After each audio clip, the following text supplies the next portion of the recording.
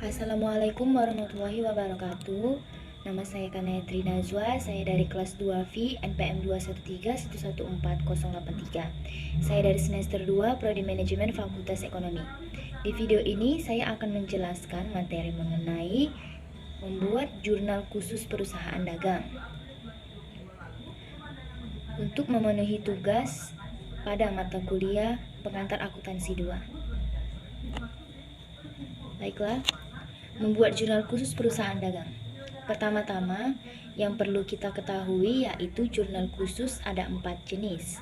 Yang pertama, ada jurnal khusus penjualan. Yang kedua, ada jurnal khusus penerimaan kas. Yang ketiga, ada jurnal khusus pembelian. Dan yang keempat, ada jurnal khusus pengeluaran kas. Keempat jurnal khusus ini mencatat transaksi-transaksi yang sejenis sesuai dengan fungsi dari jurnal khusus tersebut. Apabila ada transaksi keuangan yang tidak bisa dicatat ke dalam keempat jurnal ini, maka bisa dicatat ke dalam jurnal umum. Untuk jurnal khusus penjualan hanya digunakan untuk mencatat transaksi penjualan yang dilakukan secara kredit. Namun, jika ada transaksi penjualan yang dilakukan secara tunai, untuk transaksi penjualan yang dilakukan secara tunai dicatat ke dalam jurnal khusus penerimaan kas. Kemudian di sini ada transaksi soal jurnal khusus. Nah, langsung saja kita buat jurnal khusus perusahaan dagangnya. Pada 1 Maret 2021, PT Kurma Sehat memiliki data sebagai berikut. Di sini ada neraca awal. Nah, artinya pada 1 Maret 2021 terdapat saldo awal untuk akun yang ada di sini, mulai dari akun kas, piutang perlengkapan sampai dengan modal. Kemudian diketahui selama bulan Maret 2021 terjadi transaksi. Langkah pertama membuat jurnal khusus perusahaan dagang, kita akan melakukan identifikasi. Setelah kita identifikasi, maka kita kelompokkan ke dalam transaksi yang bisa ditulis atau dicatat ke dalam jurnal khusus penjualan, penerimaan kas, pembelian atau pengeluaran kas, atau malah dicatat di jurnal umum. Langsung saja kita bahas untuk tanggal 1/3 atau 1 bulan 3, dibeli barang dagangan dari F. Abdullah jumlah faktur 4.800.000 dengan syarat 3/10 N/30. Syarat atau termin pembayaran. Jika ada syarat atau termin pembayaran dalam sebuah transaksi, maka bisa kita pastikan transaksi itu dilakukan secara kredit.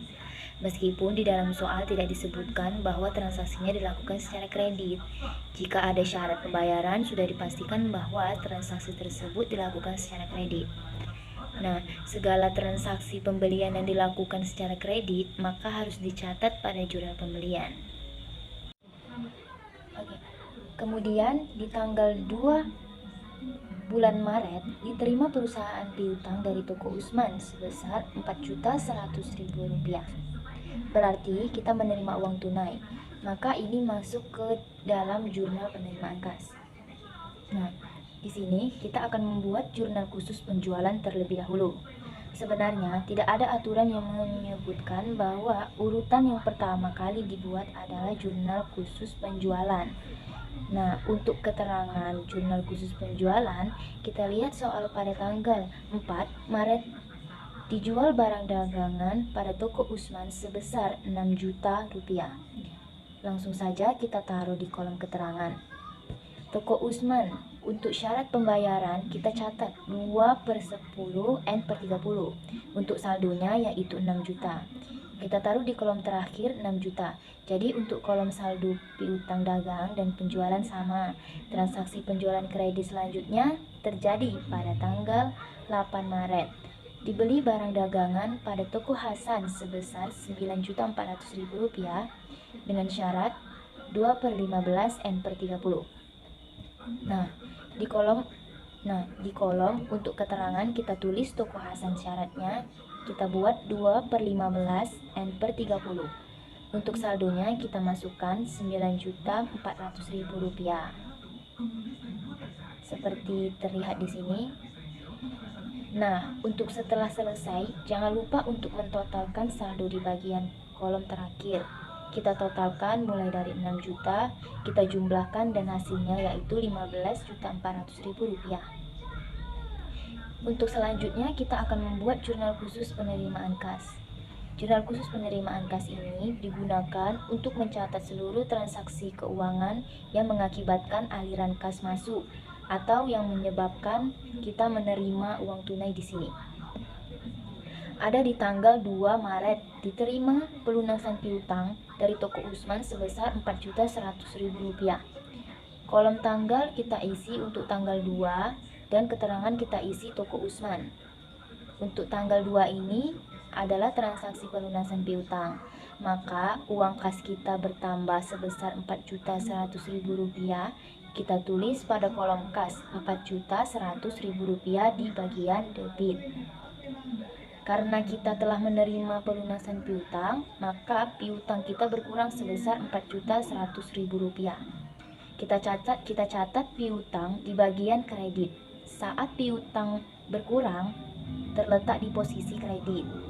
Kemudian ada transaksi di tanggal 9 Maret diterima pelunasan piutang dari toko Ali sebesar Rp3.500.000. Sama seperti tadi, untuk keterangan kita tulis toko Ali. Dan untuk posisi debit kas kita buat Rp3.500.000. Dan posisi kreditnya piutang kita buat Rp3.500.000. Piutangnya berkurang, maka posisinya di kredit. Selanjutnya ada di tanggal 12 Maret. Diterima pembayaran dari toko Usman untuk penjualan tanggal 4 Maret. Untuk keterangan kita tulis toko Usman.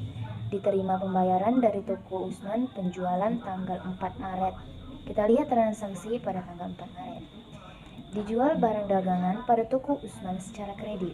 Berarti pada tanggal 4 itu kita telah menjual barang dagangan secara kredit pada toko Usman. Dan di tanggal 12 Maret diterima pembayarannya. Nah, untuk tanggal 12 ini ada potongan penjualannya. Kita hitung syarat pembayaran di tanggal 4, yaitu 2/10. 2% dikali 6 juta, hasilnya yaitu 120.000. Di kolom kita tuliskan di posisi debit, potongan penjualan 120.000. Piutangnya kita tulis 6 juta. Dan untuk kas 6 jutanya dikurangi 120.000, maka hasilnya Rp5.880.000. Kita taruh di kas. Kemudian ada di tanggal 15 Maret. Dijual tunai barang dagangan. Untuk kolom keterangannya kita kosongkan saja. Nah, di sini kita hanya mengisi nama toko atau perusahaannya. Untuk di tanggal 15 berarti kita menerima kas sebesar 2 juta. Kita tulis 2 juta pada kolom kas. Dan pada kolom penjualan kita tulis 2 juta. Tanggal 15 ini adalah transaksi penjualan tunai. Penjualan tunai mengakibatkan kas bertambah, sehingga kas dicatat di posisi debit. Dan saat penjualannya bertambah, posisinya di kredit. Kemudian setelah selesai, jangan lupa untuk menjumlahkannya masing-masing kolom sesuai akunnya, yaitu pada kolom kas sampai kolom di serba-serbi. Kemudian kita masuk ke jurnal khusus pembelian. Untuk keterangan kita lihat transaksi di tanggal 1 Maret. Dibeli barang dagangan dari F.A. Abdullah. Keterangannya kita isi dengan F.A. Abdullah. Lalu untuk kolom syarat pembayaran kita tulis 3/10 N/30. Untuk tanggal 1 dibeli barang secara kredit. Di sini pembeliannya bertambah dicatat di kolom debit, yaitu yang pembeliannya senilai Rp4.800.000. Karena pembeliannya dilakukan secara kredit, maka utang dagang pada PT Kurma Sehat bertambah. Kita taruhlah di posisi kredit, utang dagangnya Rp4.800.000. Kemudian ada transaksi di tanggal 5 Maret, dibeli dari CV Hamzah Rp5.500.000 dengan syarat 2/10 N/30. Pada bagian keterangan kita tulis CV Hamzah, syarat pembayarannya kita isi 2/10 N/30. Nah, tanggal 5 ini adalah transaksi secara kredit. Transaksi secara kredit mengakibatkan pembelian bertambah dan utangnya bertambah. Kita tulislah di kolom pembelian. Kita tulis di kolom pembelian sebesar Rp5.500.000. Utangnya juga bertambah, yaitu sebesar Rp5.500.000. Kemudian ada di tanggal 30 Maret, dibeli secara kredit peralatan pada toko pena. Pembelian secara kredit kita isi tanggal dan keterangannya. Untuk keterangannya yaitu toko pena, karena kita melakukan pembelian peralatan dan kolom peralatan tidak tersedia, maka kita isikanlah pada kolom serba-serbi. Kita isi di kolom akun kita, isi peralatan saldonya yaitu 250.000, dan pada kolom kredit kita tulis Rp250.000. Setelah selesai kita jumlahkan. Kemudian masuk ke jurnal khusus pengeluaran kas. Jurnal khusus pengeluaran kas yaitu jurnal khusus yang digunakan untuk mencatat semua transaksi-transaksi yang mengakibatkan kas keluar atau yang mengakibatkan kita mengeluarkan uang tunai. Nah, langsung saja kita lihat transaksinya. Di tanggal 3 Maret dibayar sisa utang yang lalu pada F.A. Abdullah Rp5.600.000 dengan mendapatkan potongan pembelian 2%. Langsung kita tulis di jurnalnya, kolom tanggalnya dan keterangannya. Untuk keterangannya kita isi dengan F. Abdullah, kita isi pada potongan pembeliannya 112.000. 112.000 itu kita dapatkan dari 5.600.000 dikali 2%. Kemudian kita isi utang karena kita melunasi utang yaitu Rp5.600.000. Setelah itu kita membayar utang menggunakan uang tunai atau kas. Kas yang kita keluarkan untuk membayar utang yaitu Rp5.600.000 dikurang Rp112.000. Hasilnya yaitu Rp5.488.000. Jadi transaksi di tanggal 3 Maret ini adalah transaksi pelunasan utang pada F. Abdullah. Utangnya yang dilunasi sebesar Rp5.600.000. Namun karena mendapatkan potongan pembelian saat kita membeli barang dagang, maka kita hanya mengeluarkan kas sebesar Rp5.488.000 karena mendapatkan potongan pembelian sebesar Rp112.000.